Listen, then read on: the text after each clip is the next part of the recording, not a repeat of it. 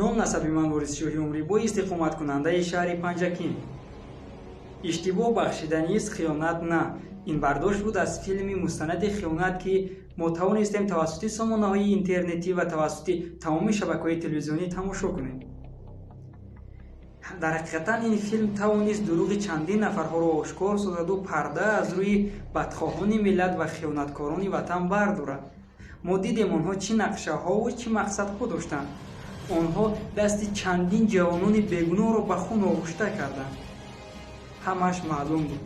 аз ҳар яки шумо ҷавонон эҳтиромона хоҳиш мекунам, ки ҳангоме ки ҳукумату давлат ба мо бовар кард, вақте ки пешвои миллатамон дар тамоми баромадҳояшон мегӯянд ҷавонон ояндасози миллат, бояд мо ҳам ба ин боварӣ сазовор бошему фикри худро ҳамеша дар бунёди ин миллат, фикри худро барои обод гардониндани меҳан, барои зинда гардониндани фарҳанги миллии хеш равона созем. бо хондан ё тамошо кардани наворҳои иғвоангез давлати мо обод намешавад, танҳо мафкураамон вайрон мешавад.